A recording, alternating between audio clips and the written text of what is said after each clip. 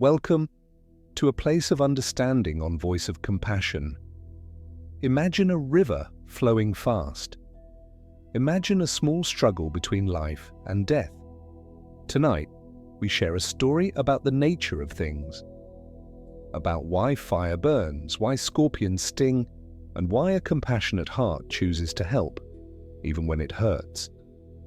It teaches us that true strength is not in fighting back, but in remaining steady. Relax your body. Let the river of your thoughts slow down. And let your spirit rest in the story of the monk and the scorpion. Story 10, The Monk and the Scorpion. Part 1, The River, Platz, the Stings. Introduction. The rushing river. The river was loud, not a gentle river that sings to the stones, but a rushing river, swollen from recent rain. It came down from the mountains with force, twisting around rocks, pulling branches, carrying brown leaves like frightened birds. The water moved fast, shining in broken pieces of light. Foam gathered at the edges, white and wild. Every few seconds the river struck a hidden stone and threw up a spray, as if it was breathing hard. Along the riverbank, the ground was soft with mud. Tall grass bent toward the water, heavy with moisture. The air smelled of wet earth and cold stone. On a narrow path beside the river walked a monk. He was not young. His robe was faded from years of sun and rain. His sandals were worn.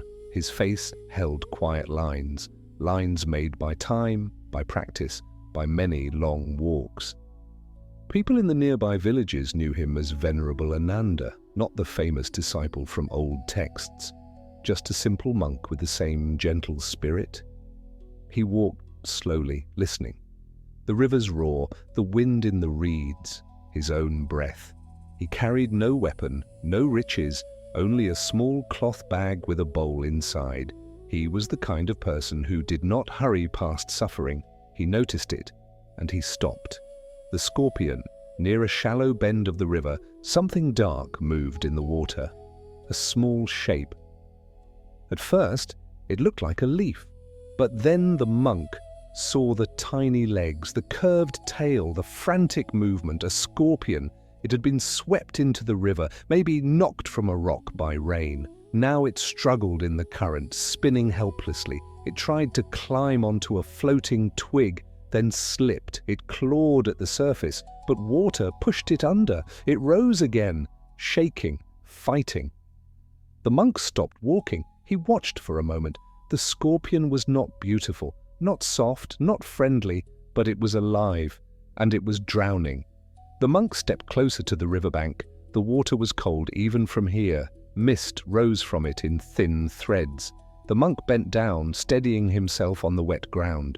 He reached out his hand slowly, not grabbing, not attacking, only offering. The scorpion drifted toward his fingers, turning in the current. Just as the monk's fingertips touched it, the scorpion struck, a sharp sting like a needle of fire. The monk's hand jerked back. Pain shot up his finger, quick and bright. His skin burned. A hot pulse moved through his hand as if the sting carried its own heartbeat. The monk inhaled sharply. For a moment, his body wanted to step away. The river roared. The scorpion spun away again, still drowning. The monk held his hand close and looked at the sting point. A small red dot, already swelling. His finger throbbed. The pain was real, not poetic, not distant. Real pain that demands attention. The monk closed his eyes for one breath. In, out. Then he opened his eyes again and reached out again. The second sting. His hand moved slower this time, as if speaking to the scorpion without words. It is all right. I am not here to hurt you. The scorpion drifted closer, its tiny body shaking. It clung to the monk's fingertip for half a second and stung again. This sting felt worse, because the monk's nerves were already awake. A burning line ran up his hand. His wrist tightened. His stomach clenched. The monk pulled back again, letting out a quiet sound of pain. His finger now looked thicker. The skin was rising, swelling like a small storm under the surface. The scorpion tumbled away in the water, still fighting, still drowning. The monk's breath became deeper. He looked at the river. The current did not stop. It did not slow down out of kindness. It kept moving, indifferent. The monk knew, if I do nothing, it will die. The monk shifted his weight and reached down again. The third sting. This time he tried a different way. He picked up a small flat stone from the riverbank, wet and smooth. He slid it into the water, creating a tiny island near the surface. The scorpion drifted toward it. For a moment, it seemed to cling to the stone, but the current rolled the stone slightly and the scorpion slipped off again. The monk did not hesitate. He reached down with his other hand, the one not yet stung. His fingers met the scorpion's back gently, and again. The sting, a sudden shock, a bright stabbing pain. His hand snapped back. This time the pain climbed into his palm and spread, hot and deep. The monk's fingers curled tightly, his jaw clenched. He could feel swelling starting almost at once, the skin growing tight, the hand becoming stiff. Still, the scorpion was in the water, still drowning, still fighting. The monk looked at his hands, both now hurt, one already swollen, one beginning to burn. A simple person would stop. A smart person would stop. Even the monk's body for a moment wanted to stop, but the monk's heart did not move away. He watched the small creature spin in the cold current. He breathed in, he breathed out. And he reached again, not with anger, not with punishment, with the same steady intention to save. The fourth sting. The scorpion touched his fingers again and stung again. The monk's breath broke for a moment. Pain flooded his hand. His wrist throbbed. His fingers felt thick and slow. The skin tightened until it felt like it might split. The monk's hand shook. He pulled back and held it close to his chest. Now both hands were swelling, one more than the other. The sting points were small, but the pain was loud. It spoke through every nerve. The monk's heart beat faster. The river continued its roar. The scorpion drifted in circles, almost as if the water was playing with it. And then, as if the world wanted to test the monk's spirit one more time, the scorpion was pulled toward a darker part of the current, where the water moved even faster. It would not last long. The monk looked at his swollen hand. He could already see how the skin was changing, red, tight, shining with pressure. He flexed his fingers. They moved slowly like stiff branches in winter. A wave of pain rose again. Still, he leaned forward, because some hearts do not measure compassion by comfort. They measure it by truth. And his truth was simple. A life is a life, even small, even sharp, even dangerous. He reached out once more. Story: 10 The Monk and the Scorpion. Part 2. The Observer plus the Lesson plus. Reflection: the observer appears. Just as the monk leaned forward again, a voice came from the path. Stop! A young man stepped through the tall grass, his sandals splashing in mud. He wore a simple traveler's coat and carried a small bundle on his back. His eyes were wide, not with wonder, with disbelief. Venerable, the young man said, rushing closer. What are you doing? He saw the monk's hands. He saw the swelling. He saw the red skin, tight like stretched cloth, and he saw the small scorpion spinning in the river. The young man's face twisted with anger. That creature keeps stinging you, he said. It deserves to drown. The monk did not turn his head quickly. He kept his eyes on the water. His voice stayed calm. It is drowning, the monk said simply. The young man stepped closer, fists clenching. So let it drown, he snapped. It's a scorpion. It stings. That's what it does. The monk's breathing remained slow. He reached toward the water again. The young man grabbed his arm. Please, he said, voice sharp with frustration. You're hurting yourself. The monk looked at him now. His face was gentle, but his eyes were clear. The monk did not pull away from the young man's grip. He did not scold him. He only said softly, "Let go." The young man's hand loosened at once, embarrassed. The monk leaned down again.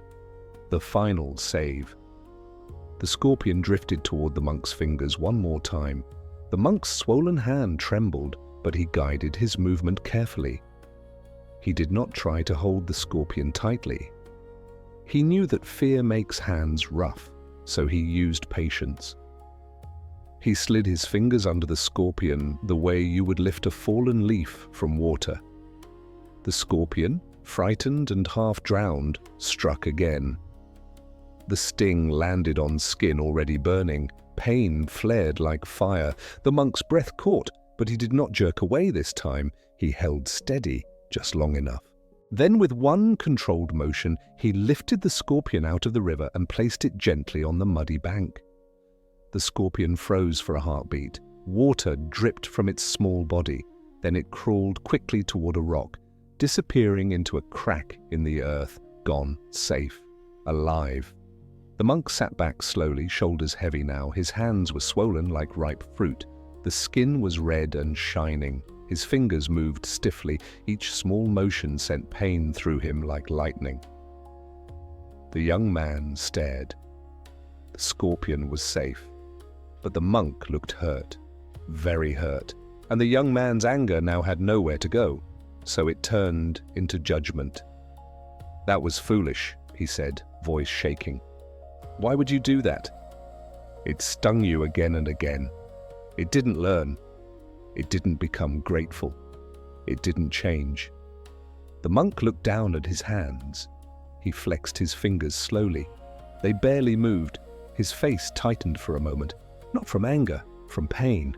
He breathed in, breathed out. Then he looked at the young man, and his voice became even softer, as if he did not want to bruise the young man's heart. "The lesson, true nature. Tell me," the monk said gently, "when a thorn pricks your foot, do you hate the thorn?" The young man frowned. "No," he said, "it's just a thorn." The monk nodded. "And when fire burns," he continued, "do you become shocked that it burns?" The young man hesitated. "No," he said again, quieter. "Fire burns." The monk's eyes stayed calm. "This scorpion stings," he said. "That is its nature." The young man's jaw tightened. "And your nature is to get stung?" he said bitterly. The monk smiled faintly, though pain still lived in his hands. "No," he said. "My nature is to help." The young man stared. The monk continued slowly, each word placed gently like stones in a river to step on. "It is the scorpion's nature to sting," the monk said. "It is my nature to save." He paused, letting the river speak in the silence. Then he asked very softly, "Why should I change my nature just because the scorpion follows his?" The young man's face shifted, his anger weakened. Something in him softened unwillingly at first. "But, common sense," he began. The monk nodded. "Yes," he said. "Common sense says protect yourself. And there is wisdom in that, too." He lifted his swollen hands slightly. "Compassion does not mean you seek pain," he said. "It means you do not close your heart." He looked toward the rock, where the scorpion disappeared. "I did not save it because it is kind," he said. "I saved it because I am kind." The young man felt those words like a quiet bell inside his chest. He looked down. He remembered how quickly he had wanted the scorpion to drown, how quickly his anger had become punishment. And now he saw the monk's hands, red, swollen, trembling. He felt shame rise in him, warm and heavy. He whispered, "But it hurts you." The monk nodded. "Yes," he said simply, "it hurts." He did not pretend it did not. He did not make himself a hero. He only spoke truth. Then he added softly, "But pain is not the same as hate." The young man swallowed. For the first time, he truly heard the river. It rushed and roared, not because it was angry, but because it was the river. And the monk helped, not because the world deserved it, but because compassion was his path. The young man bowed his head slowly. "I understand," he whispered. The monk did not demand agreement. He only offered the lesson like an open hand. Reflection. And now, dear listener, sometimes you meet a scorpion in life, a person who stings, a person who speaks sharp words, a person who cannot stop being difficult. And you may ask, why are they like this? Why do they keep hurting people? But often they are simply following their nature, their wounds, their fear, their habits. That does not mean you allow harm. It does not mean you stay in danger. You can step back. You can set boundaries. You can protect your peace, but you do not have to become bitter. You do not have to change your own nature into hate, because the greatest power is not winning. It is staying true, staying kind without becoming foolish, staying firm without becoming cruel, staying compassionate without losing yourself. So tonight, if someone stings you, pause, breathe. Remember, their sting belongs to them. Your kindness belongs to you, and you can choose your nature. Even in a rushing world, you can remain a quiet heart.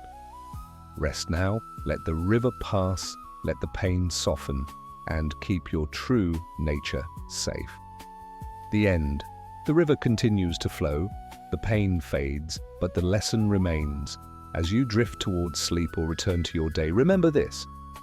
Why should I change my nature just because the scorpion follows his? You are the guardian of your own heart. Don't let the harshness of the world turn you hard. Protect your peace. Protect your kindness. Thank you for being here with Voice of Compassion. Breathe in compassion. Breathe out judgment. Namaste.